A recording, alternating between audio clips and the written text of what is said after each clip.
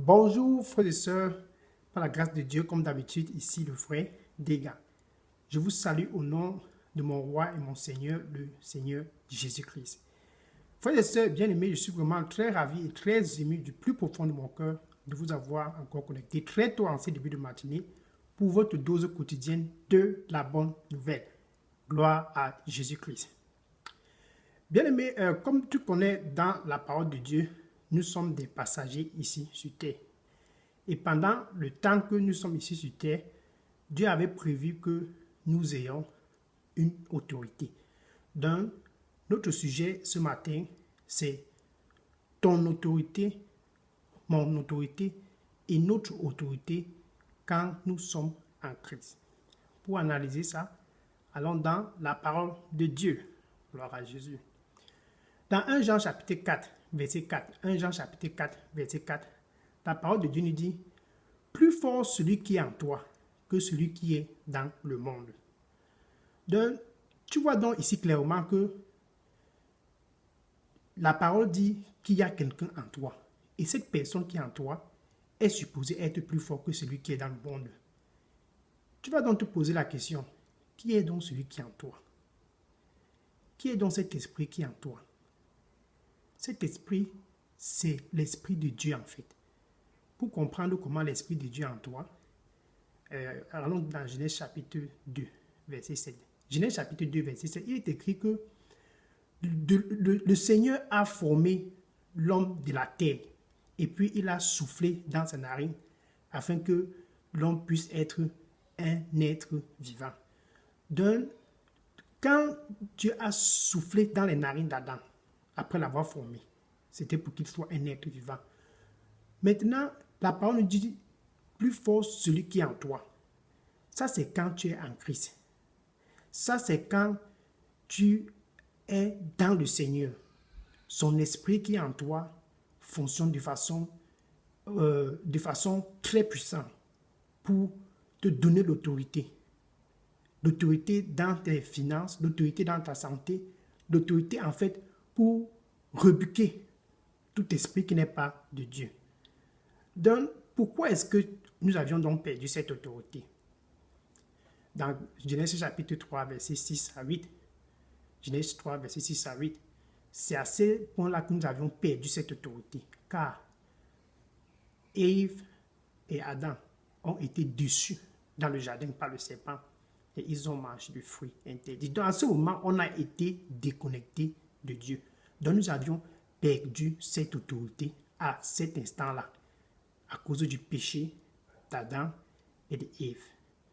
Donc, toute personne qui n'a pas encore Jésus-Christ dans sa vie, toute personne qui n'a pas encore accepté Jésus-Christ dans sa vie, est sous la lignée d'Adam. Ça veut dire cette personne va manquer d'autorité pour régner dans cette vie. Cette personne doit manquer d'autorité de Dieu pour régner dans cette vie. Donc, en fait, celui qui est en lui n'est pas Jésus-Christ. Celui qui est en lui, c'est l'esprit qui a déçu Adam, qui est l'esprit des forces des ténèbres, l'esprit de Satan. Donc, en Christ, cette autorité est retrouvée. En Christ, cette connexion est reconnectée. En Christ, tu te retrouves en fait. Car la faute d'Adam, qui a été transmise de génération en génération, c'est le travail de Satan pour nous déconnecter afin que nous ne puissions pas avoir l'autorité. Dans 1 Pierre chapitre 5, verset 8, par exemple, 1 Pierre chapitre 5, verset 8, il est écrit que nous soyons vigilants, car notre adversaire, l'ennemi, il est dehors comme un lion rougissant et il cherche qui dévorer. Il cherche qui dévorer par la maladie. Il cherche qui dévorer en faisant perdre ton travail. Il cherche qui dévorer en détruisant ton mariage. Il cherche qui dévorer en quelque sorte prenant l'autorité qui t'était donnée par Dieu à ta création. Quand il t'attrape, c'est pour détruire tout ce qui concerne ton bien-être. Et il te permet donc de pouvoir vivre dans le péché. Il te pousse à vivre dans le péché.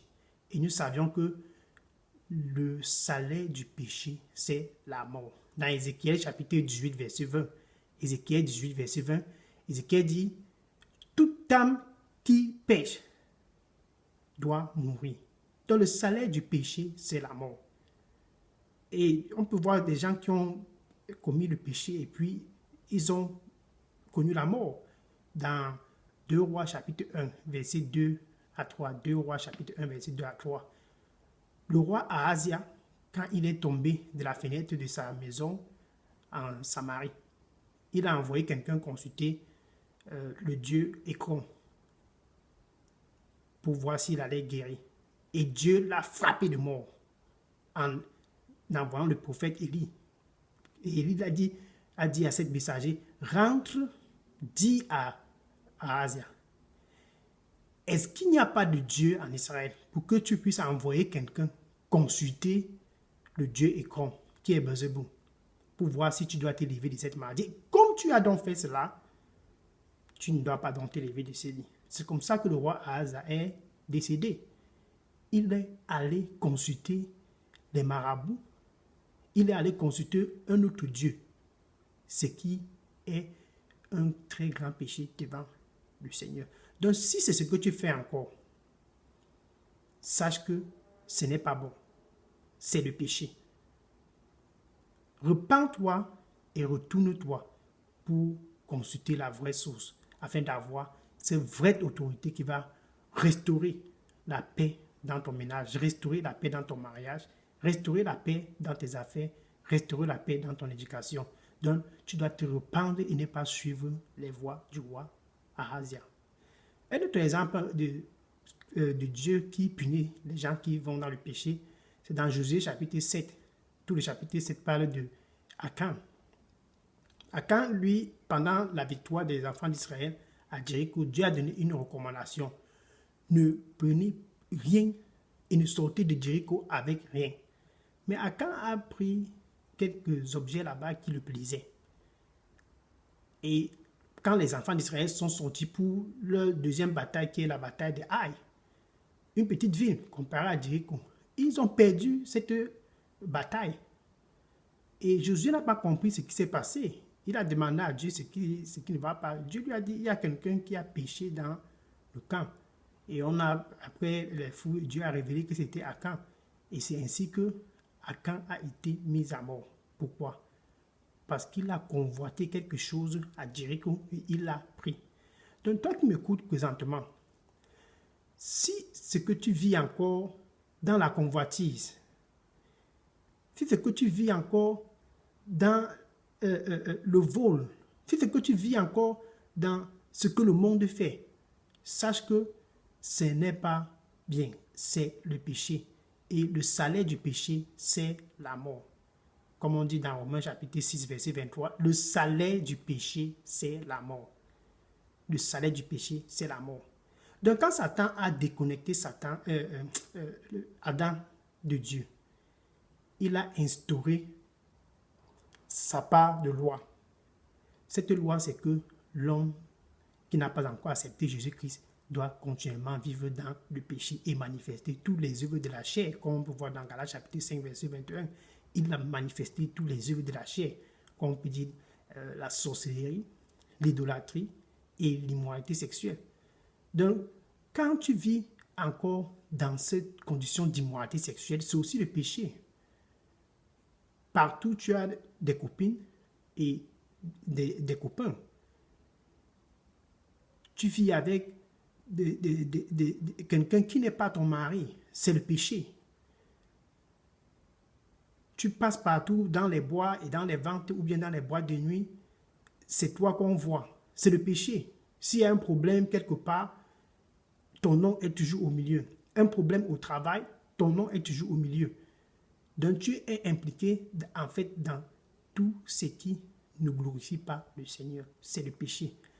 En fait, ce n'est pas de ta faute, c'est l'esprit qui est en toi, qui est l'esprit adamique. C'est cet esprit qui te pousse à faire cela. C'est la raison pour laquelle tu as besoin de donner ta vie à Jésus-Christ afin d'être libéré de cet esprit, que l'esprit de Christ puisse prendre le dessus que l'Esprit de Christ puisse régner en toi et te donner l'autorité de pouvoir régner aussi sur cette terre, de pouvoir aussi régner. Donc tu dois revenir à Jésus-Christ pour pouvoir être reconnecté avec Dieu. Car Jésus-Christ, c'est le chemin, Jésus-Christ, c'est la vie et Jésus-Christ, c'est la vérité. Il n'y a point autre chemin pour se réconcilier à Dieu que par Jésus-Christ. Donc, comme tu m'écoutes ce matin, sache que tu as de l'autorité qui a été donnée à toi dès ta formation dans le sein de ta maman. Mais cette autorité a été volée. Cette autorité a été volée par l'ennemi, car le péché d'Adam nous a séparés de Dieu. C'est en se réconciliant avec Dieu par Jésus-Christ qu'on retrouve cette autorité pour pouvoir régner dans cette vie, pour pouvoir avoir du succès et pour pouvoir avoir une vie glorieuse pendant notre temps ici sur terre et refléter Jésus-Christ partout où nous allons. Et des gens ont compris cela, ils ont donné leur vie à Jésus-Christ, ils sont venus à Jésus-Christ pour trouver de l'aide. Donc toi qui m'écoutes présentement, c'est la même chose que tu dois faire. Jésus-Christ dit, a pris un exemple dans Jean chapitre 3, versets 14 à 15. Il dit, comme Moïse a élevé le serpent de bronze dans le désert, afin que quiconque que ce soit qui était mordu par le serpent puisse regarder à cela, puisse ne pas périr, mais puisse être guéri. Il faisait allusion, en fait, qu'aujourd'hui, mon frère, ma soeur, c'est à lui maintenant qu'on doit être fixé. C'est à lui maintenant que nous devrions regarder pour pouvoir retrouver l'autorité. C'est à lui maintenant qu'il faut regarder. Les foules, au temps de Jésus-Christ, ont compris cela. C'est la raison pour laquelle ils couraient vers Jésus-Christ pour trouver de l'aide. Dans Luc chapitre 5, verset 15, Luc 5, verset 15, il est écrit qu'une multitude de foules courait pour venir à Jésus-Christ, pour l'écouter et être soigné de toutes leurs maladies. Pourquoi ils couraient pour venir à Jésus-Christ pour l'écouter et être soigné de leurs maladies? Parce que Jésus-Christ, de lui, émettait de la puissance. De lui sortait de la puissance, car toute puissance l'appartient. Toute puissance l'appartient.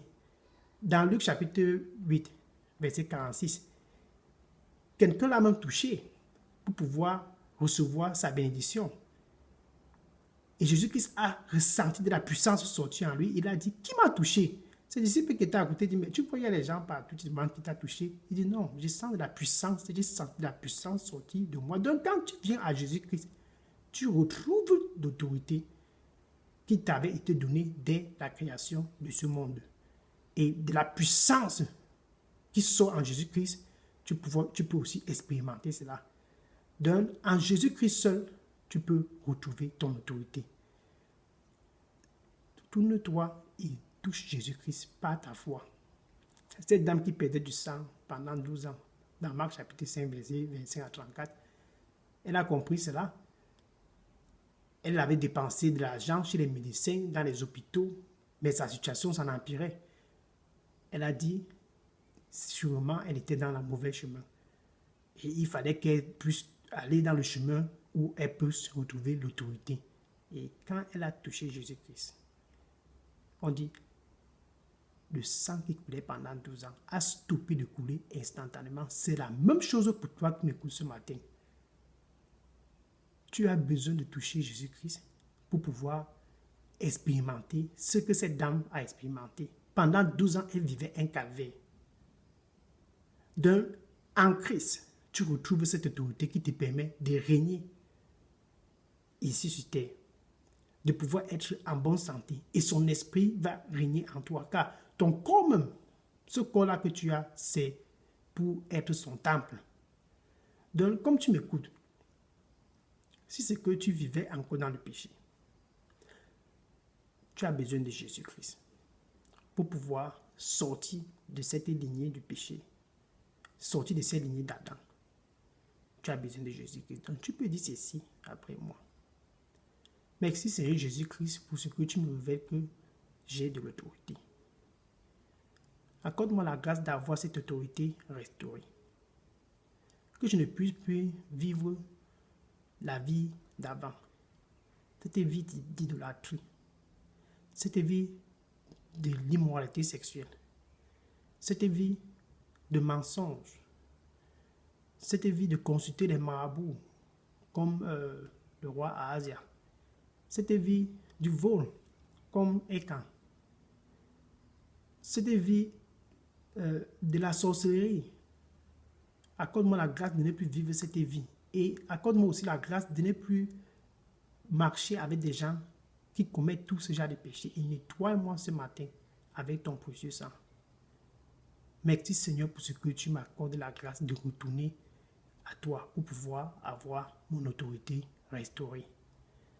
Cette autorité qui sera restaurée dans ma famille, dans mon mariage, dans mon travail, dans mes affaires, dans mon éducation. En fait, l'autorité restaurée afin que je puisse régner sur cette terre. Au nom de Jésus-Christ, merci. Amen. Frères et sœurs, c'est un très grand mouvement que tu viens de faire. Parce que ça impacte toi et ta génération à venir. Ton autorité a été restaurée aujourd'hui, car tu as donné ta vie à Jésus-Christ. Il a été longtemps à l'entrée de ton cœur.